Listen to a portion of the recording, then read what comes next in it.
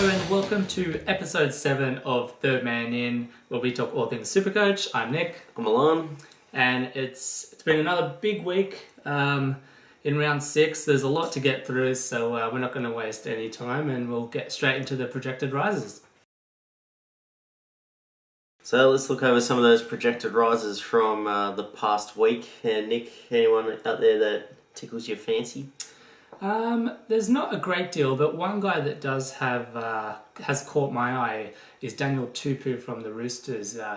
He's got a great break even there. He's looking to possibly get around 30k if he reaches projected score. The Roosters obviously have the great bye period as well. So, and if you look at their run into the Origin, they actually have some good games ahead. They've got the Sharks, the Dragons, the Tigers. So. I think he had a great game last weekend against in a losing side against the Eels. So I think he's going to make you cash. He's going to cover those bye periods, and he could be a great buy this round. So what is his price in BE this week? Price is what's his price? 200k exact on the dot, and he's got a. Are you serious? Yep, Daniel Tupu, 200k, wow. And his break even's minus 27. So. That'll be hard to get. I mean, he's got one of the lowest break evens there, so I think he's probably on one of my buys this week. So yeah, anyone that's kind of tickled your fancy. Well, if you didn't get on the Coruscant train last week, I think he went up 30k roughly this week, and I think his BE is minus 21, and that was with a pretty poor game against Panthers last week. Just really wet. So, but.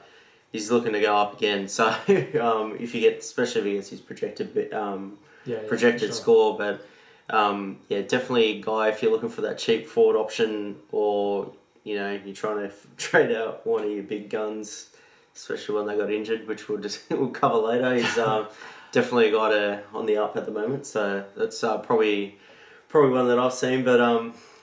I see your mate Stapleton. your mate. He's made the list there, but I really hope no one took that trap because. I think I saw a few people right. I think I'm going to buy Nathan Stapleton, and I just laughed. He was never going to keep the place. I love the people in there that just go, "Yep, just buy him, mate. Go for it." I just crack up laughing. I'm like, "Yep," but wow. I mean, look, sure, you'll get a big rise if he plays again, but. Jonathan Wright's taking his place this week. Bo Ryan's back next week. 2014. Maybe better luck next year. Supercoach for New South Wales Cup. I don't know. But So take your time, look through the lists, and we'll send some stuff out this week anyway. But that's it for projected rises this week. Okay, time for the Price is Right, where we look at some of the guys who have been making money and check out if it's time to cash in on them or keep them long term in your team. So a lot of questions this week in the second rows with the likes of Arona, Ma'au, if that's proper pronunciation. And of course Tomalolo, who have all made a bit of cash this year, some more than others, but a lot of people are starting to get that point where they want to upgrade and they're looking at possibly upgrading one of these. So who do you see as do you see any of these as a sell just yet? No. No. Oh, that's only because I've got all three of them in my side. I'm not looking to sell anyone just yet. Like I think Lolo's BE 74 this week. He had a terrible in terms of stats wise based game last week. But I don't know. For me, there's still a few rises in these guys. Arona's probably the one that you'll probably be looking at to sell. With Gallen coming back, I think next week's a pretty big round 8. I think nearly everyone's back from injury. Luke Lewis in round 10, but. I don't know when Tupu's coming back. It's just they are going to start having people come back soon. And you would think Arona would be the guy to miss out. Yeah. Although if he keeps playing good, but he's probably the guy you probably would sell. Lolo, I don't know, unless barring injury, I think he's going to stay there. So you might as well just keep him. Like unless you're absolutely strapped. For me, I'm keeping him because his BE might be 74 this week, but. He'll pull off a big game soon once Thurston starts going to that left hand side and stops going to the friggin' right hand side. But That's my opinion anyway. No, I'm I'm with you 100% with Lolo. He has the potential to go big. We've seen the damaging, impact he can have. I know potential is dangerous because Mateo had potential for the last few years and he let everyone down. But there's something about the kid. The kid is good. Like he is. You watch the games, and if you're like us, you're watching and screaming out the player's name, even though you don't support the team because you're just like, come on. But the amount of times they'll either go right or they cut him out on the left. I hate Thurston. It's quite unbelievable. But you have to think if Thurston gets some form, Tom Lolo running off him. It's not so much Thurston. It's Robert Louis more than anything. I think. I hate that guy. No, anyway, that's another subject. But I don't know. For me personally, I'm probably not going to. Mao is a machine. I wouldn't be selling him he's just there to make money. Like if he's there on the bench and getting you solid 50s, I don't know what more you want. Especially at the moment, like through the tough Origin buy periods and that, until you get to that back end of the season and you can find an upgrade. But for me, I'm not selling anyone just yet. There's still a few good risers in Arona, probably Mao. Lolo might drop money this week. He'll probably score 100 this week, but he'll still probably go back up anyway. So it's just wait. Pick your time. Yeah, exactly. And make sure there's someone there who's a really good worthwhile option at the moment. Yeah, look, even despite Mao's, buy periods aren't as good as Arona's, I think long-term Mao and Lolo are options, whereas Arona's only got 1 or 2 weeks left. He might play a bit in Origin, but I think he's the first of any to go, even if, he might still have a bit. So, but I mean, I'm the same with you. I got all three and I'm making my trades elsewhere, so I'm keeping them all. Well, you not believe it, Nick. Rookie Watch is back. Again. Just when you think there could be no one else, they pull him out. And this week, it's the guy that I picked at the start of the year, Curtis Rona. The rumours were that he was going to play at the start of the year, but finally he gets his chance. So, Nick, what can you tell me about him?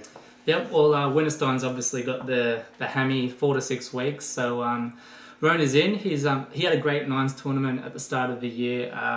He's a big, tall boy, 195 centimetres, I think it was. So he's got a bit of size about him. What, about 100 kg too? Yeah, 100 kg he must be on Kiwi. the dot. Is he so Kiwi Junior. Yeah, there you go. They beat and breed.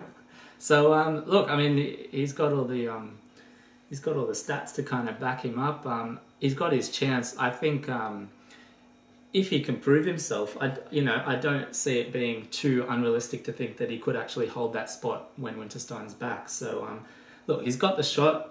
He's at least going to make you some money if you do jump on. But in saying that, you've got a couple of weeks to kind of sit by and watch. Well, that's the thing. He's going to have an absolute shocker of a game to get dropped. No one drops a rookie after the first week unless it's just a makeshift stop fill for the 1 week. But the raps are pretty big on him. The rumours were that he was meant to start. But Felt got the nod over him. But obviously, you don't need to trade him in straight away. He's got probably a good 3 games before the rises, or you can't drop any further. So rises. Definitely another cheapie in the centre. Just wait for a cheapie in the half to come through. But that's it. That's it for Rookie Watch. Curtis Rona, North Queensland Cowboys, wish you the best. Well, it's been a massive week this week in football. Huge week. A lot of news, a lot of big controversy as well. So the big one for me, and I watched it in the 78th minute, and my heart sunk. Robbie Farah. Why Adam Blair? Why? It was. Nick, you're a Tigers fan. Tedesco, Farah, probably good. Brooks next week. Woods the week after that. What's going on, mate? I don't know. Look, that was absolutely heartbreaking. We had won the game, but I was distraught. Actually, that was probably the most depressed I think I've ever seen you after a win. Yeah, it was a great win. It was a great win, but I just couldn't. I mean, the impact he had on that game. I mean, it showed in his 142 Supercoach score, which was quite incredible. He's a machine. He would have to be pretty much the Supercoach player of the year. Of the top scorer, yeah, easily, of the season. Easily so far. I think he's the most expensive after his projected rise this week. Yeah. Which sucks because we've both got him in our team, so we're going to have to trade him out, and it's going to be hard getting him back into the side. But that is the all-important question. Yeah. Those who have him, what are you doing with Farah? Are you trading him out? You possibly can't hold on to him. Yeah. What are you doing, Nick? It's for me, it's got to be a sell. If it is that 6 weeks, now there is rumours it might only be 4, but if let's just go to the 6 weeks, including all the Origins and the Tigers buys, he will play 2 of the next 11 rounds. So it's definitely a good guy to get in your team right now. Yeah. I mean, that's just I'm his biggest supporter. If there's any chance I can keep him, I will keep him. But he's got to be a sell for me, and you've got to really bring in a gun to replace him. I think he's not a guy to be trying to make money on, but at his price, you're going to be making money. So if you're looking for those buy periods to cover, front row, I guess you probably got the 2 main options. I think it was covered on the Daily Telegraph. I didn't really read it today, but from memory, it's Burgess and Merrin. I'm probably leaning towards Burgess due to the buy coverage. That's just me. And I think he's averaging 94 odd. Yep. He's absolutely killing it. Yeah, I think my 2 ones, Burgess, as you said, and then Sonny Bill, Roosters. Oh, that's if you did with the substitution, Sonny Bill in. I think they're the 2 ones. You need a gun to replace Farah. The other issue, I actually didn't notice it. I've just been having a crazy week, and Nick messaged me. Hurrell got dropped. Hurrell's gone. Apparently, he's a game winner in attack, which I don't think they went anywhere down his side half the time.